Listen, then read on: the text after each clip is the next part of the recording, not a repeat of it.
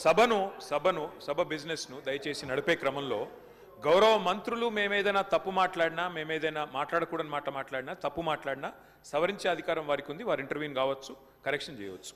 కానీ దయచేసి తమరిని కోరేది, ఇక్కడ ప్రతిపక్షంలో మేము 39 మంది ప్రధాన ప్రతిపక్షంలో ఉన్నాం, వాళ్ళు 64 మంది ఉన్నారు. మరి వారికేమో సభ్యులు లేచినా మీరు సమయం ఇస్తున్నారు, వారు వ్యక్తిగతంగా దూషించినా, నోటికొచ్చినట్టు మాట్లాడినా మీరు కనీసం మళ్ళీ మాకు అవకాశం కూడా ఇవ్వట్లేదు. మొదలు డిమాండ్ సార్, దయచేసి కడియం శ్రీహరి గారి పట్ల వారు చేసిన అనుచిత వ్యాఖ్యలను తొలగించండి రికార్డుల నుంచి, దయచేసి వారిని ఉపసంహరించుకోమని చెప్పి కూడా నా విజ్ఞప్తి నెంబర్ 1. రెండవది సార్, వారు ఉప ముఖ్యమంత్రిగా పనిచేసిన పెద్దలు, దాదాపు 15 ఏళ్లు మంత్రిగా పనిచేసిన సీనియర్ నాయకులు గౌరవనీయులు పెద్దలు కడియం శ్రీహరి గారి పట్ల వాళ్ళ రాజగోపాల్ రెడ్డి గారు చేసిన వ్యాఖ్యలు సబబు కాదు సార్, దాన్ని దయచేసి తొలగించాలి రికార్డుల నుంచి అనేది నెంబర్ వన్ సార్. రెండవది రాజగోపాల్, మీరు కూడా ఒకటి సార్ ఒక విషయం మాకు క్లియర్గా చెప్పండి. మా సభ్యులు లేచి అడిగితే మరి సభ్యులకైతే ఒకటే హక్కు ఉంటుంది సార్, అందరి సభ్యులకు 119 మంది సభ్యులకు ఒకటే రకమైన హక్కు ఉంటుంది.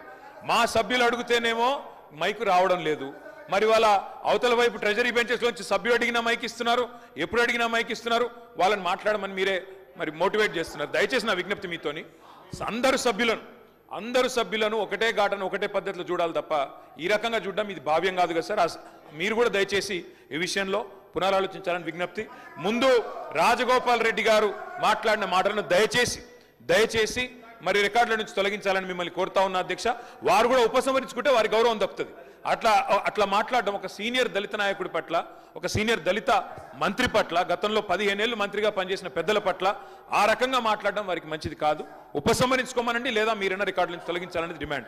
రెండవ మాట అధ్యక్ష, ఇందాక నాకు మీరు మైక్ ఇవ్వలేదు, ఇప్పుడు ఇచ్చినారు అనుకుంటున్నాను. దానికోసమే ఇందాక పొన్నం ప్రభాకర్ గారు మాట్లాడినప్పుడు నేను వారంటే నాకు గౌరవం ఉంది అధ్యక్ష. పొన్నం ప్రభాకర్ గారు నేను 2009 నుంచి కలిసి పనిచేసిన సహచరులు.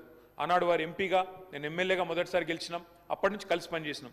కానీ సత్యదూరమైన మాటలు చెప్తుంటే, వాస్తవానికి విరుద్ధమైన మాటలు చెప్తుంటే బాధతో తప్పకుండా అన్నాం అధ్యక్ష. కానీ వారు కూడా గౌరవ మంత్రి వారు, ఈరోజు గౌరవ మంత్రి గారు తప్పకుండా ఆలోచించాలి, మాట్లాడేటప్పుడు 1-2 సార్లు ఆలోచించాలి.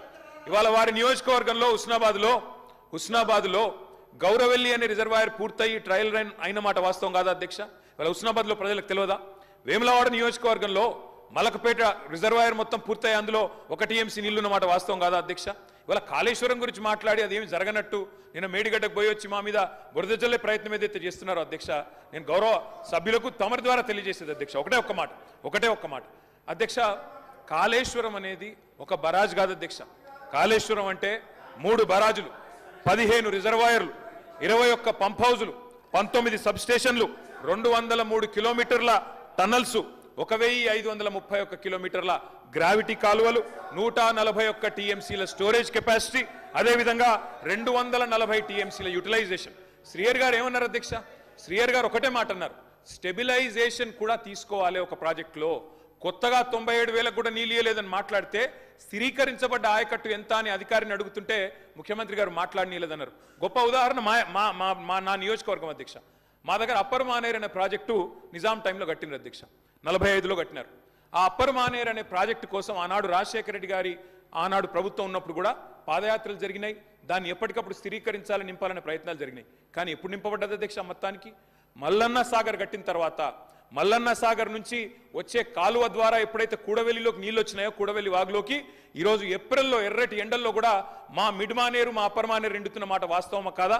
మా కరీంనగర్ జిల్లా శాసనసభ్యులు వారికి తెలుసు అధ్యక్ష, శ్రీధర్ బాబు గారికి, పొన్నం ప్రభాకర్ గారికి. అందుకే ఆ బాధతోనే మేము చెప్పింది, గౌరవెల్లి అయినా, మలక్పేట్ రిజర్వాయర్ అయినా, అదేవిధంగా మా అప్పర్ మానేర్ అయినా, స్థిరీకరించబడ్డ సింగూర్ అయినా, స్థిరీకరించబడ్డ నిజాం సాగర్ అయినా, SRSP పునరుజ్జీవమైనా, ఇవన్నీ కూడా కాళేశ్వరం ద్వారా జరిగిన మాట వాస్తవం అధ్యక్ష. అందుకే గౌరవ మంత్రి గారిని, ప్రభాకర్ గారంటే నాకు గౌరవం, ఎందుకంటే ఉద్యమ సహచరుడు. ఆనాడు పార్లమెంట్లో వీరోచితంగా పోరాడింది కాబట్టి మా నాయకుడు కేసీఆర్ గారు కూడా కరీంనగర్లో, ఇక్కడ అక్కడ కాదు అధ్యక్ష, కరీంనగర్కి వచ్చే బహిరంగ సభలోనే వారిని అభినందించారు. కాబట్టి మాకు అట్లాంటి మంత్రి గారిని అగౌరవపరిచే కుసంస్కారం లేదు. కానీ మంత్రి గారు కూడా వాస్తవాలు చెప్పాలి అధ్యక్ష. గౌరవెల్లి పూర్తయిన మాట వాస్తవం, NGT స్టే ఉన్న మాట వాస్తవం, మలక్పేట పూర్తయిన మాట వాస్తవం, ట్రయల్స్ జరిగిన మాట వాస్తవం. కాళేశ్వరంలో, ఇంత పెద్ద కాళేశ్వరంలో 3 బరాజులు, అదేవిధంగా 15 రిజర్వాయర్లు ఉండే కాళేశ్వరంలో ఒక్క బరాజులో 3-4 పిల్లర్లకు ఇబ్బంది జరిగితే దాన్ని రిపేర్ చేయండి. ఇప్పుడే మా గౌరవ పెద్దలు కడియం శ్రీహరి గారు డిమాండ్ చేసినారు, దాన్ని రిపేర్ చేయండి. రైతుల మీద కోపం పెంచుకోకండి. కేసీఆర్ గారి మీద కోపం ఉంటే రాజకీయంగా ప్రయోజనం కావాలనుకుంటే ప్రయత్నం చేయండి, కానీ ఆ ప్రాంత రైతాంగం పట్ల కక్ష కట్టవద్దు. నింపండి, మేడిగడ్డ నింపండి, కాళేశ్వరంలో పంపింగ్ స్టార్ట్ చేయండి.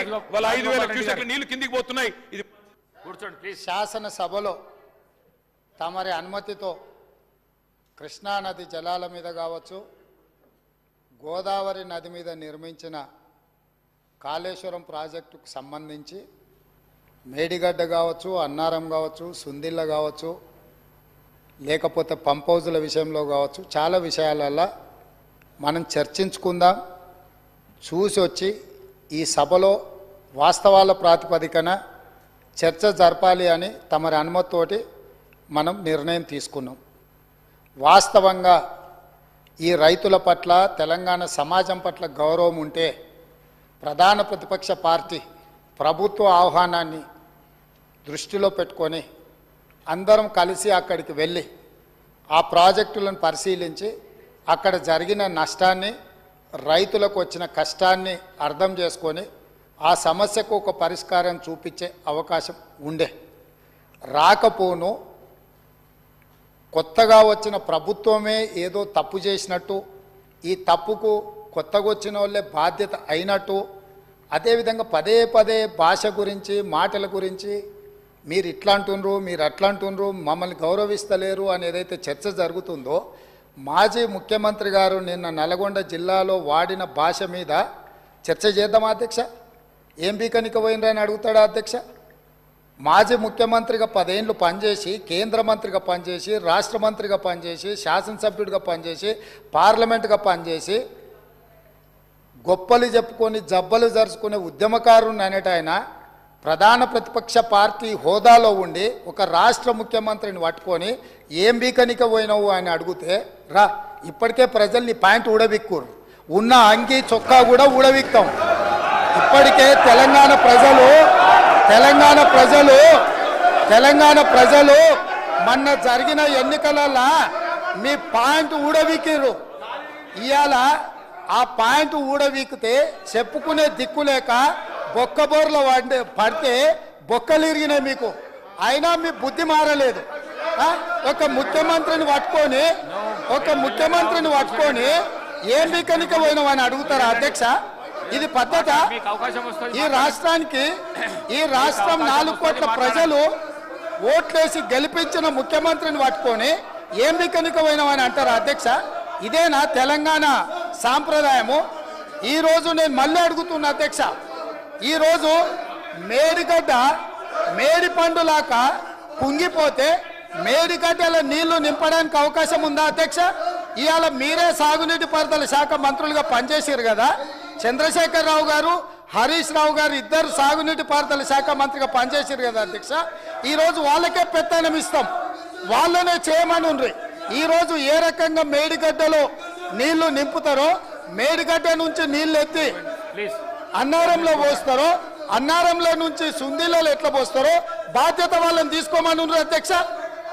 మొత్తం కుంగిపోయి కుప్పగూలిపోతుంటే ఈరోజు అక్కడ నీళ్లు నింపడానికి ఏమాత్రం అవకాశం లేక పూర్తిగా ప్రాజెక్టు దెబ్బతిని ఖర్చు పెట్టిన 94,000 కోట్ల రూపాయలు వృధా అయిపోయి ఈరోజు మొత్తం ప్రాజెక్టే దెబ్బతిన్న పరిస్థితుల్లో ఈరోజు ప్రజల దగ్గరికి వెళ్ళి సమాధానం చెప్పుకోలేక శాసనసభకు రావాల్సిన ఉపనాయకుడు ఇక్కడ సభలోకి రాకుండా పారిపోయి ఈరోజు చర్చ చేద్దామంటే రాకుండా ముఖ్యమంత్రి గారిని పట్టుకొని ఇట్లా మాట్లాడొచ్చా అధ్యక్ష? అందుకే నేను ఒకటే మాట అడుగుతున్నా, మీరు ఇవాళ చర్చకు సిద్ధమైతే పిలువండి. మీ పార్టీ నాయకుడిని, మీ సభాపక్ష నాయకుడిని చర్చ చేద్దాము. రేపు సాయంత్రం వరకైనా కాళేశ్వరం ప్రాజెక్టు మీద, గోదావరి జలాల మీద ఈ ప్రభుత్వం చర్చ చేయడానికి సిద్ధంగా ఉంది.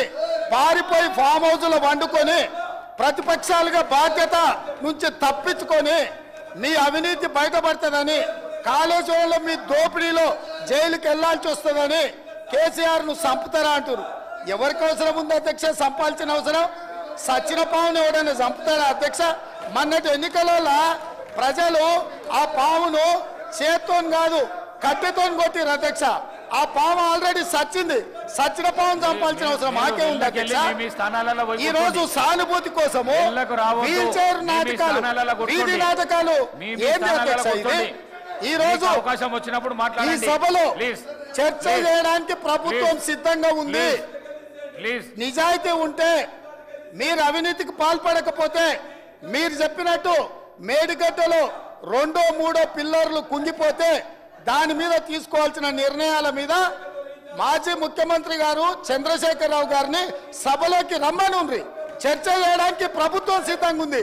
పారిపోయి అక్కడెక్కడో పోయి ఆడేదో ప్రగల్భాలేంది అధ్యక్ష. రమ్మనుండ్రి సభకు, వాస్తవాల మీద చర్చ చేస్తాం, మొత్తం ఇక్కడ పెడతాం. ఇవాళ ఆయన రప్పించుకుంటాడు, ఈయన వచ్చి ఈడ కొత్త మాటలు చెప్తాడు ఈడ. కాబట్టి అధ్యక్ష, దీని మీద ఇప్పుడు జరుగుతున్న చర్చ దేని మీద జరుగుతుందో ఆ విషయం మీద చర్చించమని ఉంది. ఎట్లాగూ సాగునీటి ప్రాజెక్టుల మీద శ్వేతపత్రం పెట్టడానికి మా ప్రభుత్వం సిద్ధంగా ఉంది. మీరు ఏమేమి విషయాలు ఉన్నాయో, ఏమేమి చర్చ చేయదలుచుకుందో మొత్తానికి మొత్తం శ్వేతపత్రం సందర్భంగా చర్చ చేద్దాం. లేదు కాళేశ్వరం మీద మీరు చర్చ అంటారా, దానికోసం ప్రత్యేకంగా తమ సమయం కేటాయించండి. కాళేశ్వరం మీద చర్చ చేయడానికి మేము సిద్ధంగా ఉన్నాం అధ్యక్ష.